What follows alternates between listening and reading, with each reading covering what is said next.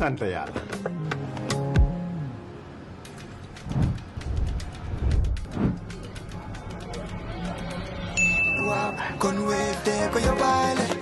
looy xaar utal Wave nga scan nga fay te nag doo ci yokku dara.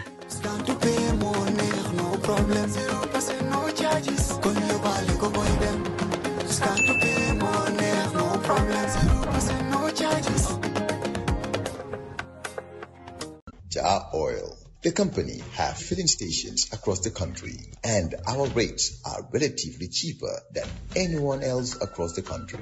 Jar Oil is the biggest producer and distributor of cement in the country with the most competitive prices in the market. If you're an entrepreneur and your business is not yet registered, if you're looking to grow your registered business, or you're an accomplished professional, our Elevate program supports you with access to finance, access to markets, access to capacity building. Sign up now or refer a friend at ecobank.com/elevate. Elevate by EcoBank. A better way, a better Africa. If you're just tuning in, we have with us this morning the Minister of Foreign Affairs, International Cooperation, and Gambians abroad, Seri Murinyai, and he's accompanied by the Director of Migration and Diaspora, Madam Dumbe Saho. Let's talk about diaspora. There are Gambians abroad who feel they are valued only for their remittances. What is your message to Gambians in the diaspora regarding their place in national development beyond sending money home? I tease Dr. Cisse all the time. Every time he talks about valuing the diaspora, he only values them for the money they send back. No, I think it goes beyond that. Their contribution to national GDP through remittances, I think that is also laudable. But not only that, we also applaud the kind of skills that they also contribute, to our various sectors, of our economy. The expertise that they have. Of course, Gambians in the diaspora are doing very well.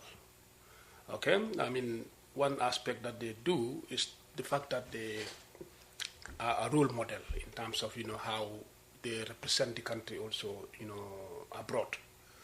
That is one good message, especially in our own area. In international relations, also people-to-people, diplomacy is very key and very important. Today, when you are, in Europe and you happen to meet, anybody, in Europe and he tells you that I am from the Gambia, one thing that you always cherish is the kind of approach, the peace, that they present. Gambians are always peace-loving people, and then they always, express that. And that also is a contributing factor to our international, relationship approach, with other countries. Okay? And this is something that we value. That is why when we are developing these strategies also, we decided to factor also their concerns and also their contribution in terms of how we can improve our relationship with those countries. There has been a lot of challenge, of course, right? But what government is trying to do in building up this diaspora strategy, currently, her department is also reviewing this, and the contribution of the diaspora people is very key in that policy document. And what are some of the challenges that have led to, this document needing to be reviewed?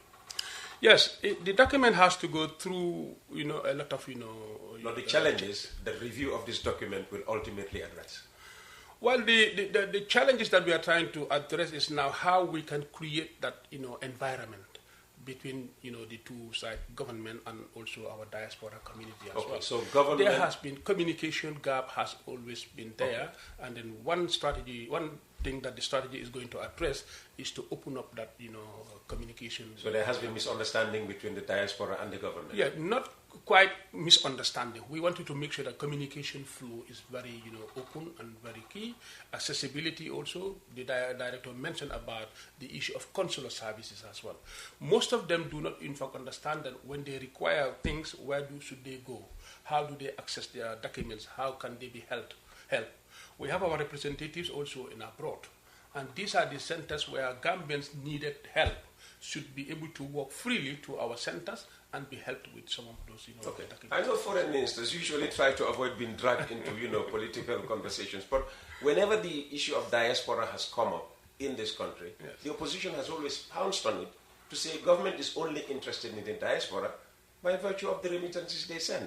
That they are deliberately denying them participation in the selection or election of their leader. Is this one area where the diaspora and the government of Adama Barrow have misunderstanding? I think this government is very open. I think this was one of the... But is there misunderstanding between, the government? There has never been misunderstanding. Okay. Definitely. So the diaspora understand why they still cannot vote? They understood that and they are not blaming vote. the Barrow administration for I that? don't think they're blaming the Barrow administration. The Barrow administration make it very open.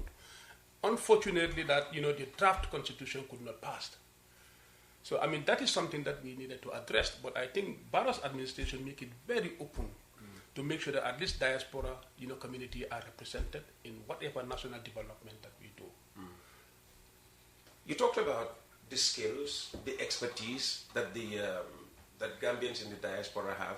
How is the government trying to turn not only the money, but that expertise, the networks, into productive investment and skills transfer, again, as I said, rather than just taking the money, put it in the bank, and maybe, investing in building new roads? And I may need you to maybe back the minister up on this particular question.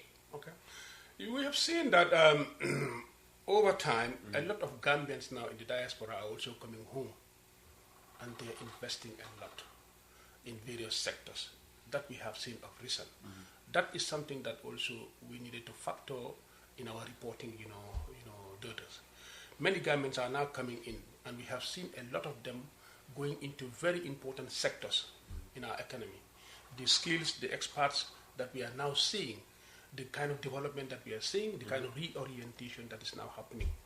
These are the most important areas that we needed to target and then get them, into the country. And then those experiences must be translated, down, so that people also that have not had the opportunity to travel will also benefit in country on those skills and opportunities and experiences as well. And Madam Saho, what about in terms of investment opportunities being created for Gambians who are keeping their money in banks abroad? Thank you so much. Just like the Honorable Minister highlight, Gambia recognizes the potential of the Gambian diaspora. And beyond the remittances, which we can proudly say that in 2025, Central Bank published that remittance flow was $872 million US. If you look at very that, close to $1 billion. Billion, yes. Yes. If you look at ODA flows and all the support, it is far greater than ODA flows in the same period. Meaning this ODA, is overseas development assistance. exactly. Meaning this is a potential area that government can leverage on to national development or bridging the financing gaps. So beyond the remittances also, we are encouraging them also to invest in the country. And that's why I mentioned earlier that GAIPA is working to open up to encourage diaspora investment. And they are coming in large numbers, I must say. We've seen them supporting village clubs, diaspora associations, supporting schools and other initiatives. We see them invest a lot in the agriculture sector, in the education sector, and the list goes on. The numbers are very huge. You mentioned those that we are supported in 2025 alone. We supported about 5,000 plus Gambians that wanted to come home, whether they are coming to invest or they are returning. We also supported close to 300 this year so far. 3,000 Gambians this year so far.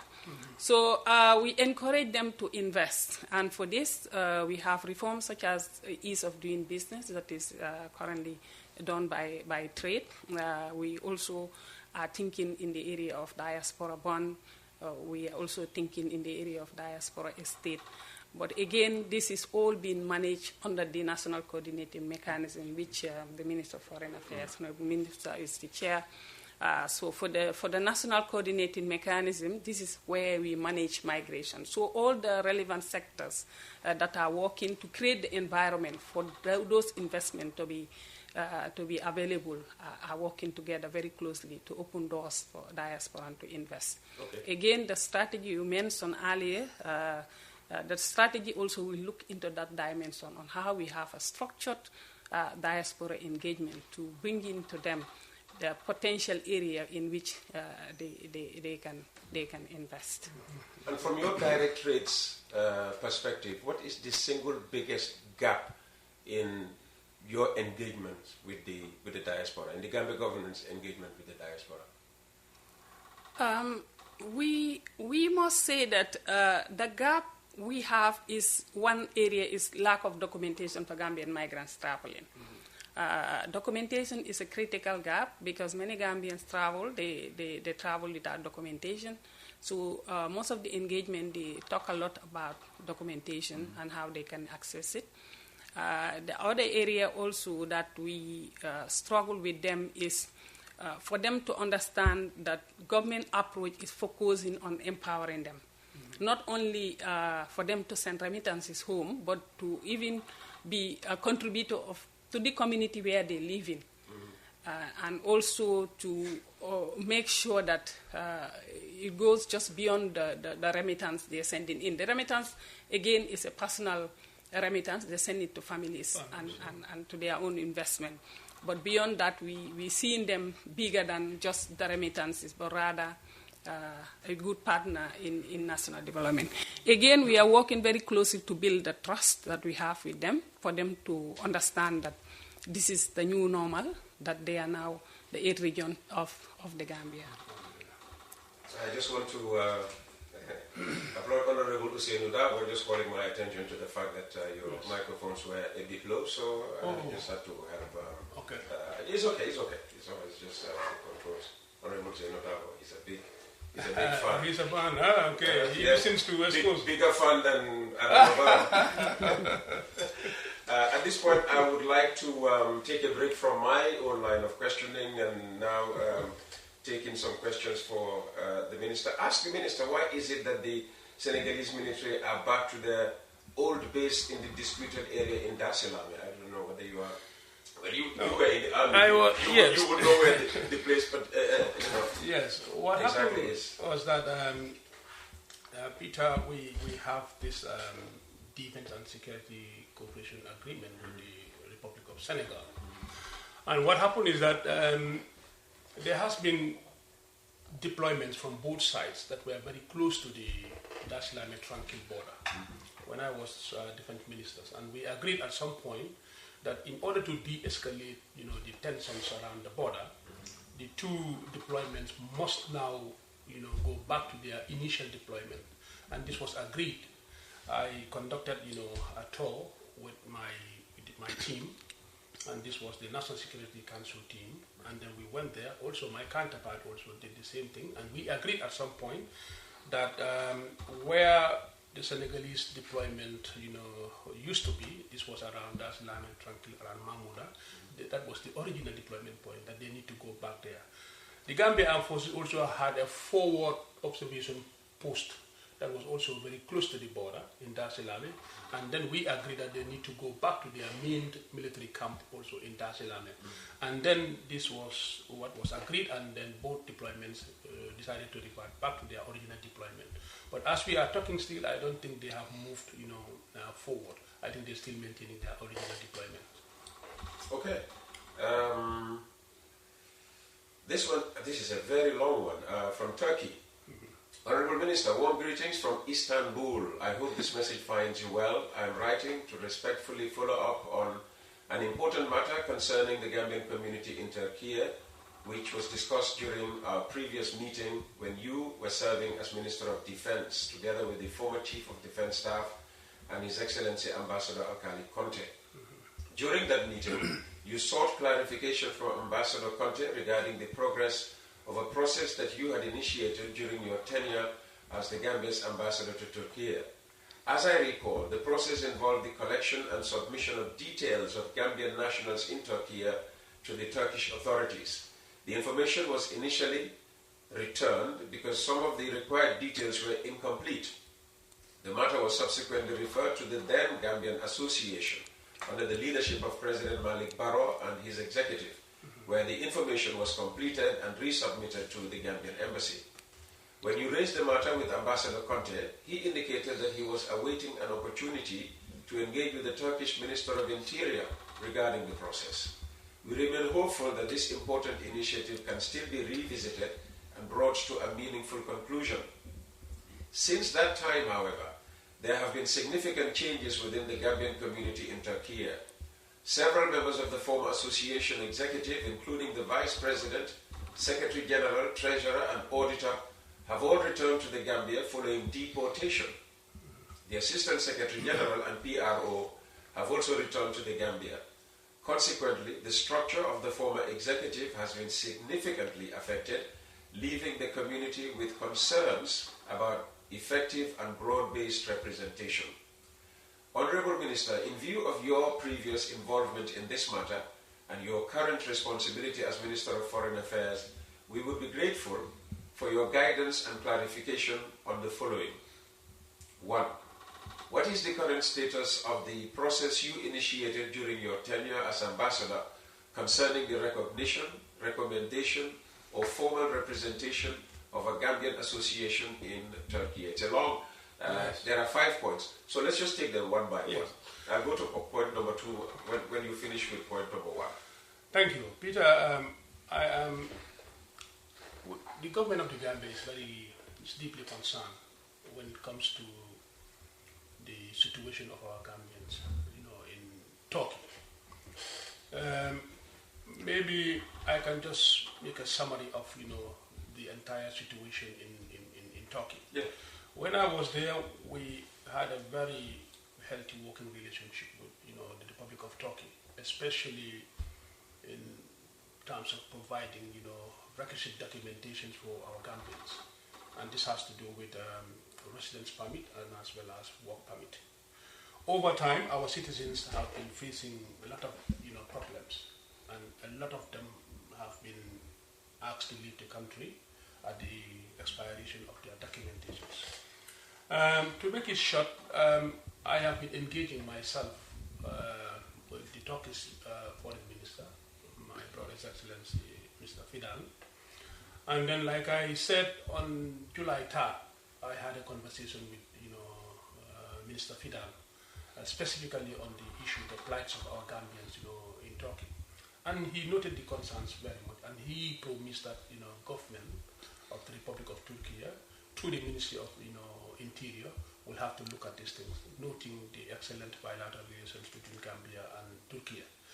And then what I did after that, after our meeting, I think I have shared, our meeting, poster with you when I had the conversations with Minister Fidan. I did not stop there. What I did, I had to dispatch a technical team to Turkey. They just returned back, I think, 2 days ago, just to follow up on this matter.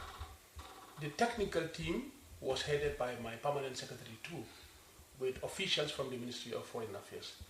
They went to engage again with the Turkish authorities on the plight of Gambians regarding documentations and also on other bilateral issues. They just returned home now. We're going to look at the report. And the visit was very positive. I want to assure Gambians that we are doing everything possible to make sure that their stay in Turkey is regularized and that they'll be given and accorded the opportunity to live and stay in Turkey happily. Okay, so that answers point number 2, which I will still read for you, but you've answered it already. Since assuming office as Minister of Foreign Affairs, have you had an opportunity to follow up on this matter with the current Gambian ambassador to Turkey and or the relevant Turkish authorities? Yes. So you've spoken to the your Turkish counterpart. What measures or commitments has the ministry undertaken to assist Gambian nationals currently held in Turkish detention centers, particularly those in Arnavutköy? Arnavutköy, yes. This is just not far from the international and to ensure that their cases receive appropriate consular attention. So those are the centers that most of them are kept. We call them deportation centers.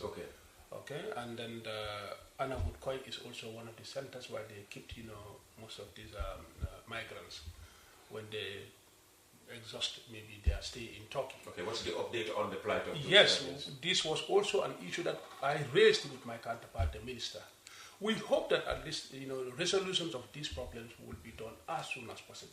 Like I said, what would be the resolution? To release them and send them back here, or to regularize their stay. This is our own side of our story. Okay. So we hope that it will be resolved as soon as possible.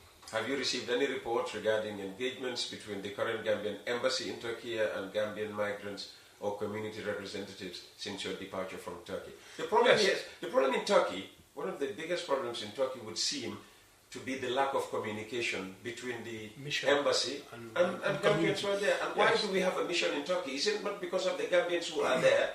And if this it's been dragging on for a very long time. Call a spade a spade. That is always what our communities are saying, that the communication between our embassy, our mission, and the community has always been a problem. And this is something it wasn't when you were there. Yes.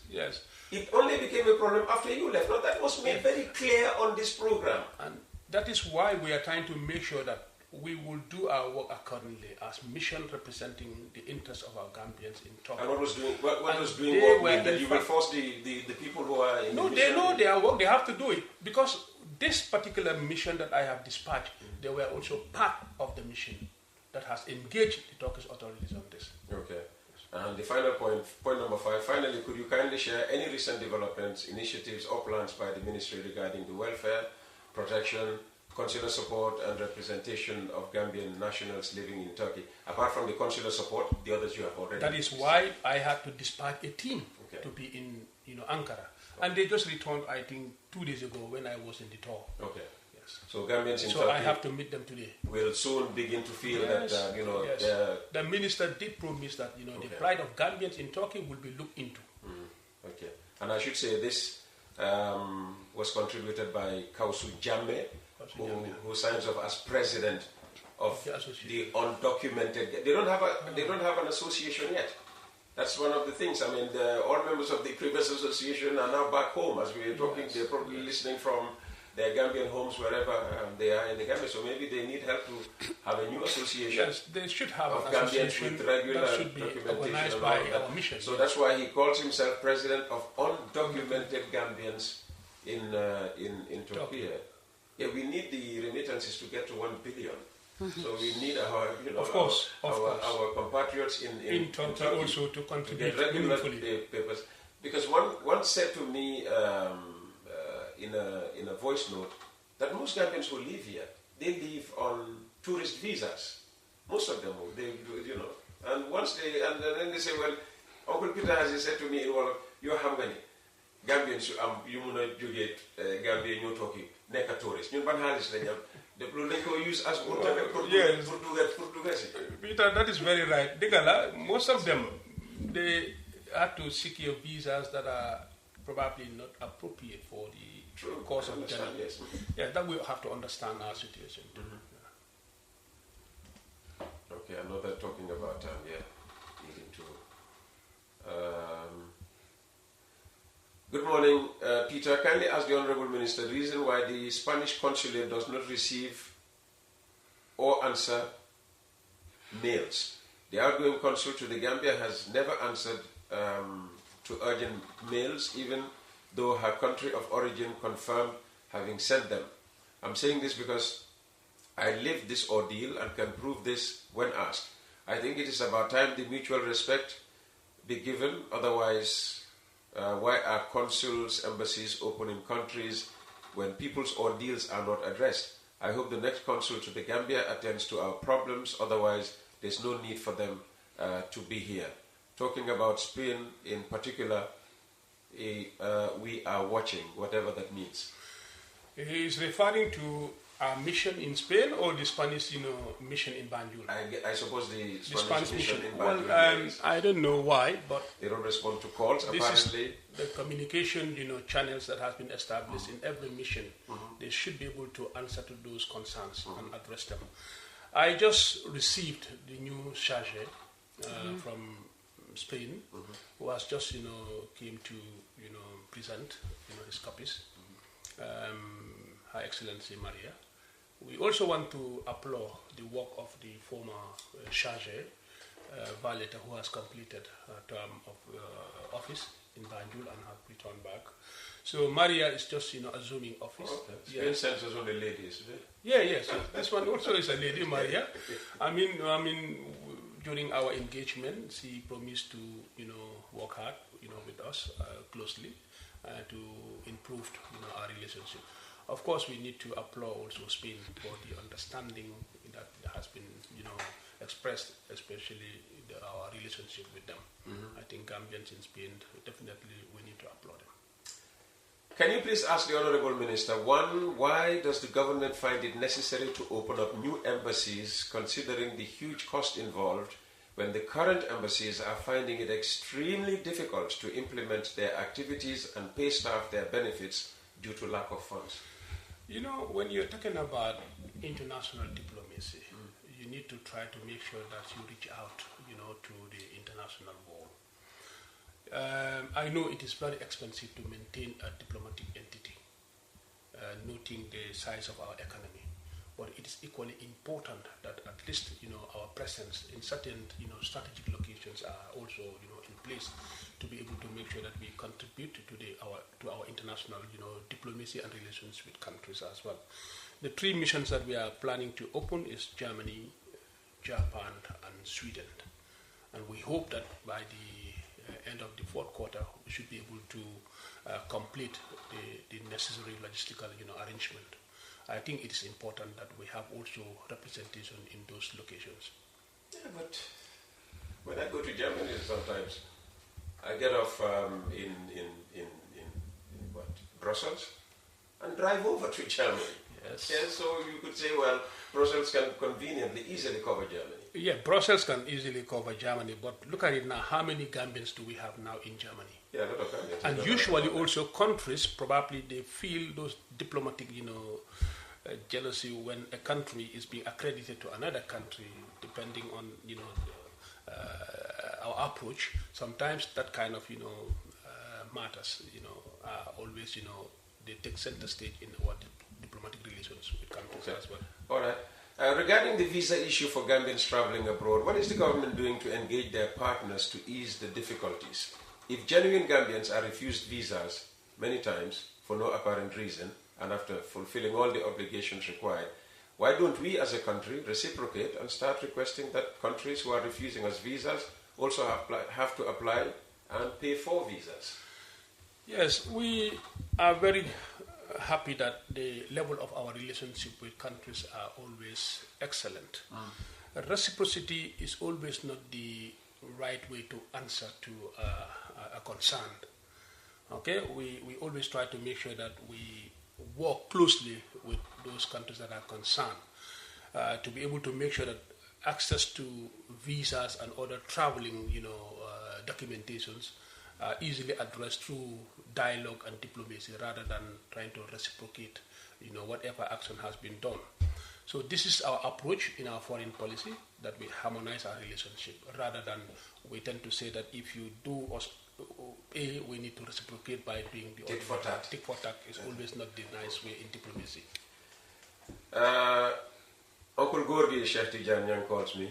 Please thank the Honourable Minister for his support in the appointment of a Gambian consul in Norway. This application has been hanging for over 10 years. We appreciate his support together with his dynamic PS Yabo Sheikh Tijan Yang, representative for Gambian Association in Norway. Yes, equally important. That is why we also needed to have that close to in Sweden too.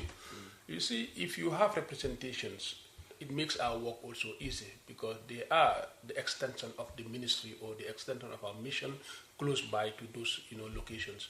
It makes life easy for Gambians to get access to those locations and then be treated and given the opportunity, especially when it comes to consular services. We know we are being listened to by representatives in Spain, so they would like to pay attention to this one. Good morning, Peter. What is the Minister planning to do for our youths in Spain? Because many of them need passports, but it's difficult to get passports, especially if you want to take the right channels.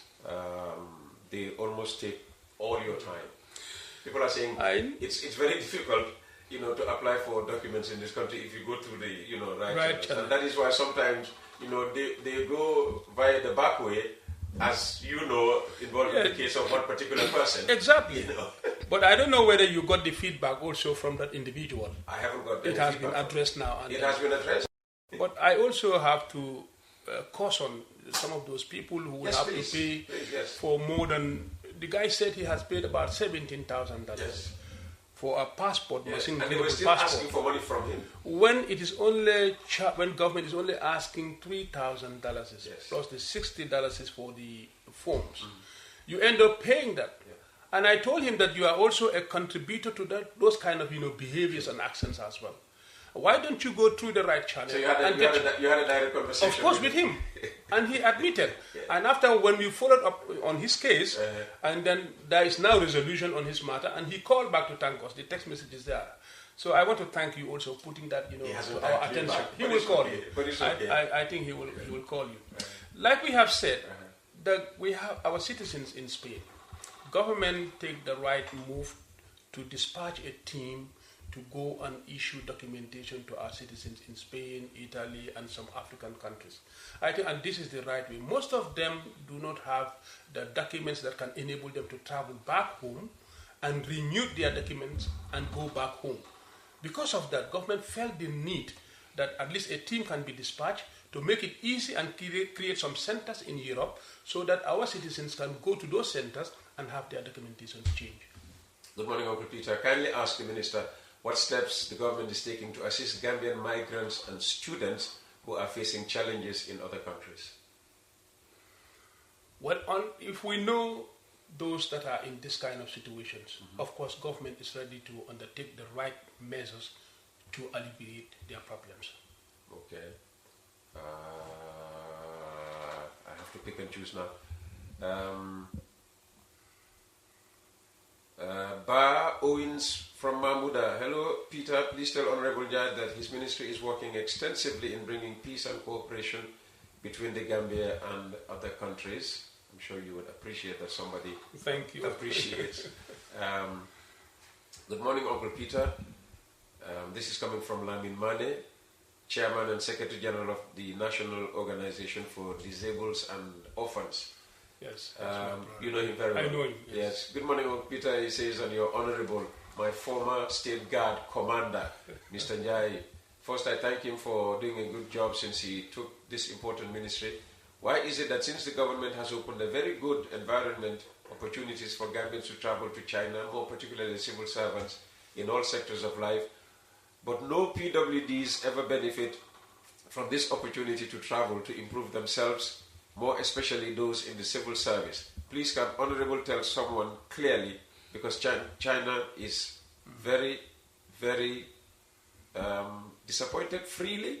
I'm not sure about what you see, government... So we hear every week X number of people are traveling to China and coming back. Yes. His point is, among these, you hardly see a person with a disability. So are we being sidelined? No way. We persons with disability? No way. Our relations with China is such that both governments have decided to come up with very clear understanding as to how we want to continue our relationship with China, especially on the side of capacity building in various sectors. Most of the government, civil servants that are traveling to China is on the point of capacity building, enhancement. And of course, I don't know why this is a special case that he's mentioning that PWDs are not given the opportunities. I mean, only writes about persons with disabilities. Yes, that's and I think that is a good information that we can always look into that and then make sure that we provide, the necessary support to that. I think that is not our understanding to say that we are trying to sideline. That will never be our case. Unfortunately, Honorable Minister, it's already a minute past 1 o'clock. Some final thoughts. Oh, really? Yes, already 1 minute past 9 o'clock. Time flies when you're having a good time. Oh, yes. Peter, I really want to thank you most profoundly for this opportunity. Last time I told you that whenever we are coming for coffee time, you bring a lot of money and you haven't done that. That yes, was what you said. Money will come. money on its way. I always want to bring in my directors. In my ministry, I have almost about 8 directorates. And then each of these directorates is headed by a director. And I always want to take the opportunity, like we did, with Director Ndumbe. We'll have the opportunity to come over here and the directors will talk about their directorates. Absolutely. And I think this is important for the Gambians to understand what we are doing at the level of the ministry. And I really want to thank you for giving us this opportunity. I mean, it has never been there, but I think this is something that we really appreciated. And we want to thank you. Because many Gambians are always listening to this program. Thank you very much. So we want to thank you on behalf of my ministry, and I want to thank you also on behalf of government for this opportunity. Thank you very much. Thank you so much. Me too. I would like to take the opportunity to thank the Honorable Minister for the opportunity to be here today, and also to you and your team for the invitation. Thank you. Thank you very much.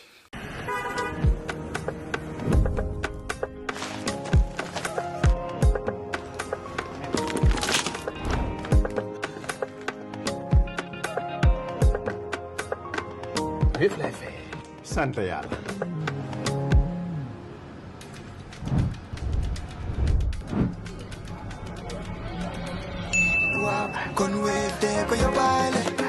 looy xaar utal Wave nga scan nga fay te nag doo ci yokku dara.